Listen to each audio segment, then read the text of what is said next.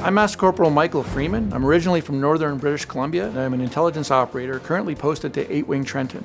And I'm Master Corporal Sagnik Das. I'm from Calgary, Alberta. I'm an intelligence operator posted to NORAD in Colorado Springs, USA.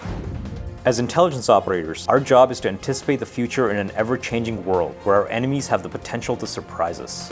So team, at this point, we're starting to transition to Operation Tomahawk Couloir. Phase 0 PIRs are in effect. It's all about evaluating risks, identifying threats, and assessing the enemy's intentions. While almost everybody else in the military is concentrated on how we work, how Blue Forces work, intelligence professionals get to concentrate on the enemy or the opposition or the other side. We get to study the red team. They'll likely have obstacles in place forward in order to further several predetermined kill zones forward to their positions. It's our responsibility to make sure that our commanders are well informed, because just knowing what's going on the ground, in the air, or on the seas is not enough.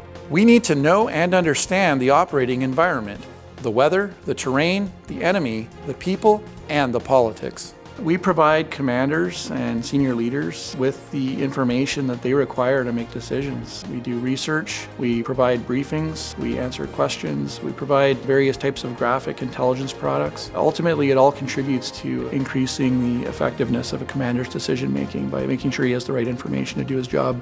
Intelligence factors heavily into the decisions commanders make. Their decisions frequently place soldiers in harm's way, and the information that you and your team provide will assist commanders to take better calculated risks. Soldiers are briefed as well. Before they step out on any mission, they're given a very good idea of what the picture is on the ground with respect to the threat. There are a number of restricted operating zones that you need to be aware of for your mission today. They have that situational awareness, tactics, doctrine, what to expect from that threat, their limitations, their vulnerabilities, everything we can give them. If your intelligence allowed people on the ground to complete their mission, to come home safe, to really make a difference, that is when you, as an intelligence professional, really know that you've achieved success. We're one of the oldest professions in the world. Ever since standing armies have existed, there's always been somebody who needed to know what the enemy is doing. We take those lessons learned over centuries and get to apply it to modern-day problems. Intelligence operators don't just follow the news. They wonder about what the causes are, what's happening behind the scenes, and most importantly, what will happen next. Predicting what will happen next is our bread and butter. You could find yourself conveying information to a very senior audience early in your career, so you have to be comfortable communicating effectively to experienced officers of senior ranks.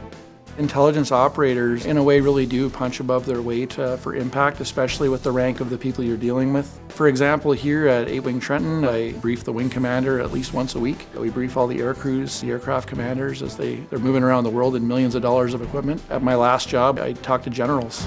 With the backing of your training and tradecraft, you'll gain confidence making judgments based on incomplete, contradictory, and time-sensitive information. We break down large pieces of information into something that's understandable and something that's presentable.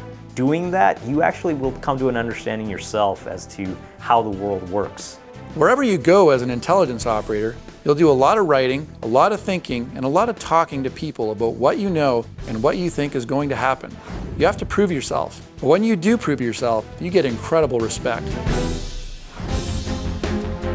When you complete your training, you'll likely be posted to a Canadian Armed Forces base, working with the Army, Air Force, Navy, or Special Operations Forces. My first posting out of the intelligence school was to NORAD headquarters in Colorado Springs, Colorado. So right out the gate, I was dealing with very senior military and political officials, both American and Canadian. It was a large responsibility, strategic level briefs there, and that was my first posting out of the school. So just because you're new to the trade doesn't mean you can't have a big impact very quickly. As your career advances, there are opportunities for specialization and promotion in fields like strategic analysis, cyber operations, imagery analysis, targeting, and human intelligence. You can work on becoming an interrogator, a human specialist. You can work at embassies around the world. There's all kinds of opportunities, lots of opportunity for travel, lots of opportunity to learn new skill, and lots of opportunity to really make an impact.